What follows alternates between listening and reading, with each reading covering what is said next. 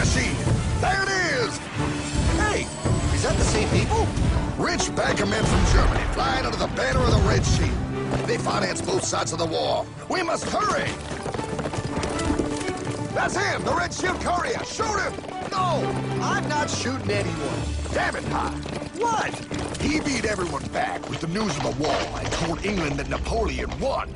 The Red Shield bankers in London pretended that England was doomed and started selling their English stocks. The English went into a selling frenzy to get rid of worthless English money.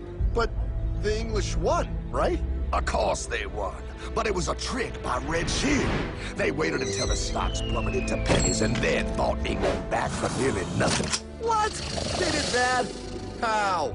When the English leaders found out, they had no choice but to give themselves over to the Red Shield. Their money was gone and they were slaves to the Red Shield war debt. Since that time, the English have been paying their national taxes directly to the Red Shield private bankers. The people have no idea. But the bankers bragged about what they did to us, laughing at us all the way to the bank. Why, it's the best business I've ever done. If I can control a nation's wealth, I care not who makes its laws. Oh, is this what Jefferson wanted to show me? No, look. They're in America, too? The Red Shield banks are here, Pie. Seeking a way to conquer our American dream. The dream you have, Pie. The dream of free men. They tried to take over our country many times and failed because Jefferson and the Patriots vowed to stop the evil tyrants at all costs. By authority of eternal God, he would not let the bankers win here. To preserve our independence, we must not let our rulers load us with perpetual debt. We must make our choice between economy and liberty or profusion and servitude. Wow. I place economy among the first and most important of Republican virtues, and public debt is the greatest of the dangers to be feared. It is incumbent on every generation to pay its own debts as it goes. We must have a central bank to secure this country's finances. If the American people ever allow private banks to control the issue of their money, first by inflation and then by deflation, the banks and corporations that will grow up around them will deprive the people of their property until their children will wake up homeless on the very continent their fathers conquered. Jefferson, you're mad. This country will have a central bank. Who's that? America's first Secretary of Treasury. Alexander Hamilton? Not for long. Aaron Burr, Thomas Jefferson's vice president. They didn't take too kindly to our first Sec Treasury. Sweet shot, Burr. The first attempt at a central bank only lasted 20 years and we shut it down. But the bankers tried again against Old Hickory President Andrew Jackson. You are a den of vipers and thieves. I intend to rout you out, and by the eternal God, I will rout you out. After surviving an assassination attempt, Jackson finally defeated the bank in 1836. When asked what was the greatest accomplishment in his life, Old Hickory replied, I killed the bank. And those were his last words. I killed the bank. And with real money backed with real gold, our country experienced the greatest boom in any nation's history. Oh, it was beautiful, pal. But the bankers, greedy for more power and wealth, were concocting their most ambitious plan yet to once and for all take control of the finances of the United States. In 1910, a secret meeting was held at a J.P. Morgan estate on Jekyll Island off the coast of Georgia. This meeting was so secretive, so concealed from government and public knowledge that the 10 attendees used code names. I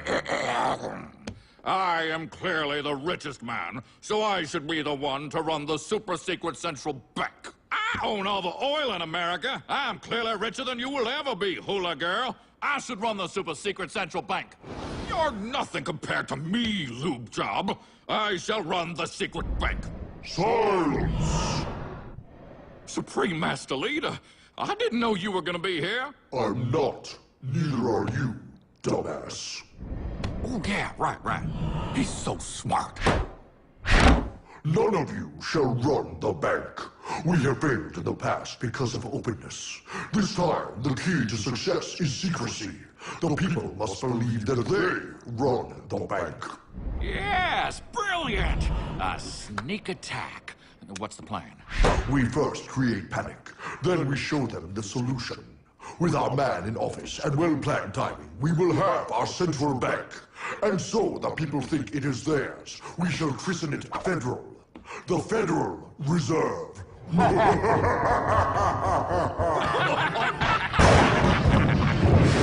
They struck on December 23rd, 1913. When most of our Congress were at home eating fruitcake, these bastards, I mean bankers, presented their treasonous act to their newly elected accomplice, Woodrow Wilson, who had fortuitously already agreed to sign it before he was even elected. Wait, the IRS? I thought we always had the IRS. No, pal. They did this to us too. The Fed now has the exclusive power to print America's money. They loan this money to our banks and our government at interest, putting immediate debt on our own money, printing more and more, so each dollar they print becomes worth less than the one before.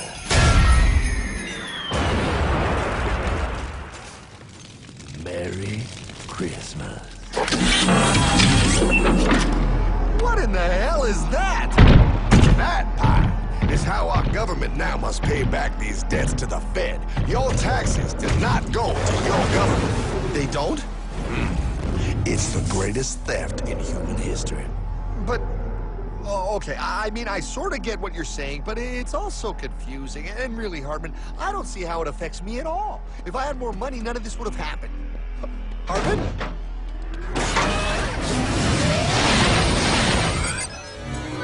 1955? Wow, what are we doing here? Oh, a little bit of shopping. Here, hold this. Gallon of gas, 23 cents. Postage stamp, 3 cents. Ounce of gold, $35.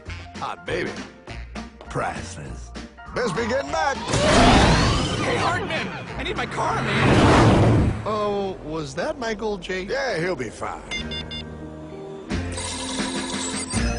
Now, pal, would you agree that you have the same exact things you had in 1955? Yeah, 1 stamp, 1 gallon of gas, 1 ounce of gold, and 1 home. Wow, we just made a lot of money. Hey! Gotta pay your taxes. Bet it's nice to have made all that money. Wait, that isn't fair. Now I actually have less money. I can't even go buy the things I just sold. The IRS and the Fed's inflation work together, pal. They aren't just taxing gain, they are taxing their inflation. You are no richer than you were in 1955. Now, does that sound fair or American to you? Yeah, but I mean, who doesn't hate taxes? I hate the IRS anyway. Pal, the higher they make the inflation, the more your money they take. It's thievery. You're not paying taxes on any more. You are paying taxes on the same. And now, you have less. They take our property away right in front of our eyes, just like Thomas Jefferson said they would. What's that? Oh, they found us! Quick, a sword! What sword? We don't need your banking machine! I'll condemn you to die, damn it! Die! Pile! The Yankee bogey on my 9! Take him at his knees!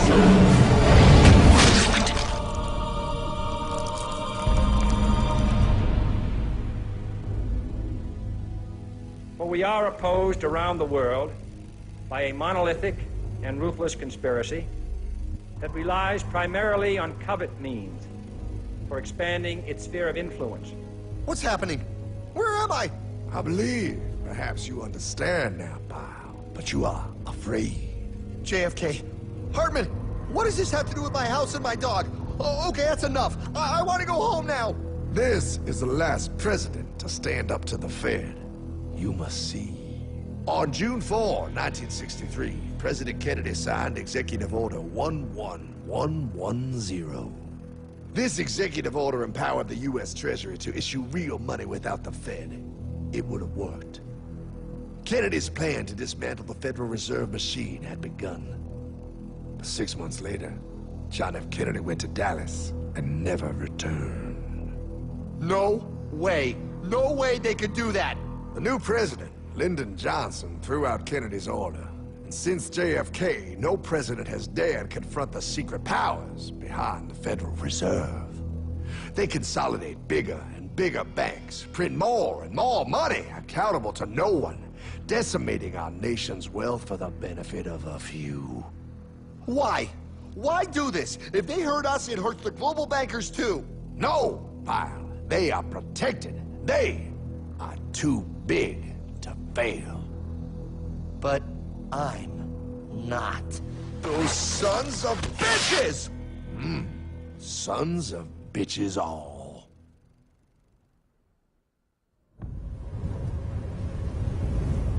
The day was cold. The wind sharp and strong. But we were determined. The bankers and their parasites had us vastly outnumbered, but their hubris made them weak. Not like us. Not like this band of immortals we have assembled. We have come to take back our... Hardman? Is that... My dog. Oh, Then the inevitable. The Money Kings could ignore us no longer. They sent an emissary, a cog in their machine of greed to bring about our submission. Hank Paulson. Hardman, this is blasphemy.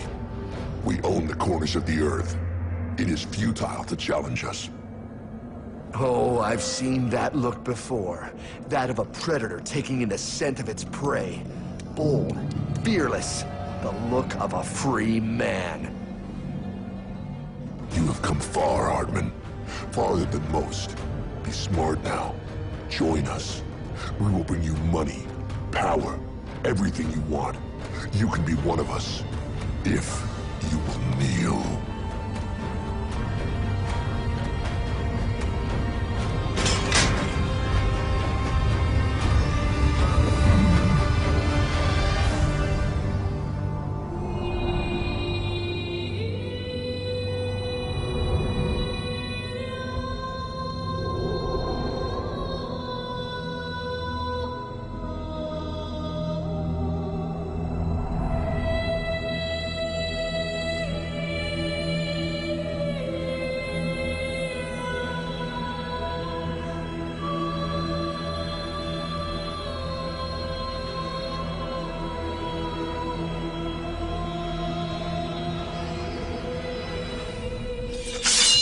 Madman.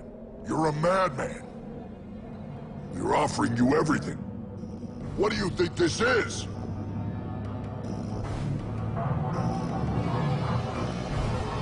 This is America!